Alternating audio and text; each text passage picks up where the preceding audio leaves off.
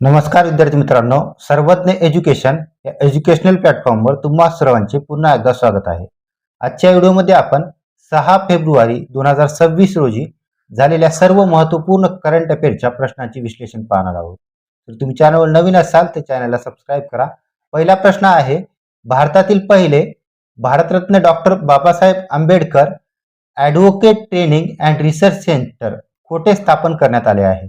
हा प्रश्न महत्त्वपूर्ण आहे कारण हे भारतातील पहिलेच advocate training and research centre आहे आणि हे रिसर्च सेंटर नवी मुंबई येथे स्थापन करण्यात आले आहे। ऑप्शन क्रमांक 1 आपलं करेक्ट आन्सर आहे। त्यानंतर दुसरा प्रश्न, दलाई लामा यांना कोणता पुरस्कार मिळाला आहे? तर यांना ग्रॅमी हा पुरस्कार मिळाला आहे। ऑप्शन क्रमांक 1 आपलं करेक्ट उत्तर आहे। त्यानंतर तिसरा प्रश्न, दलाई लामा यांना 68वा वार्षिक ग्रॅमी पुरस्कार कोणत्या अल्बमसाठी मिळाला आहे?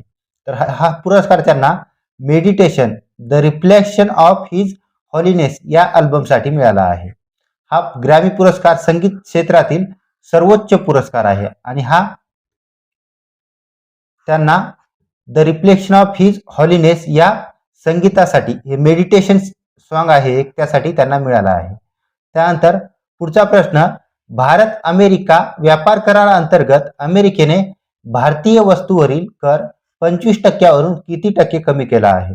आधी भारतीय वस्तूवर 25% हा कर आणि 25% जे आपण रशियाकडून ऑइल खरेदी करत होता त्यामुळे हे एक्स्ट्रा कर लावला होता, आता हा पण कॅन्सल केला आहे आणि याच्यात पण कर कमी करून हा आता 25 वरून 18% केला आहे। म्हणजे भारतावर आता फक्त 18% कर एवढा आहे। ऑप्शन क्रमांक 3 आपलं करेक्ट आन्सर आहे। ग्रामीण महिला उद्योजकांच्या उत्पादनांना प्रोत्साहन देण्यासाठी केंद्रीय अर्थसंकल्प 2026-27 मध्ये कोणत्या नवीन उपक्रमाची घोषणा करण्यात आली आहे? तर हा महिला उद्योजकांच्या उत्पादनांना प्रोत्साहन देण्यासाठी शी मार्ट या नवीन उपक्रमाची घोषणा करण्यात आली आहे। आता शी मार्टचा फुल फॉर्म आहे, शी मार्टचा फुल फॉर्म होतो सेल्फ हेल्प इंटरप्रेन्युअर। पुढचा प्रश्न, सारस मेळा 2026 कोठे आयोजित केला आहे? तर हा मेळा दरवर्षी जम्मू काश्मीर मध्ये आयोजित केला जातो। ऑप्शन क्रमांक 1 इथं आपलं करेक्ट आन्सर आहे। रिस्पॉन्सिबल नॅशन इंडेक्स 2026 मध्ये 154 देशांमध्ये भारताचा कितवा क्रमांक आहे? तर यामध्ये भारताचा 16वा क्रमांक लागतो।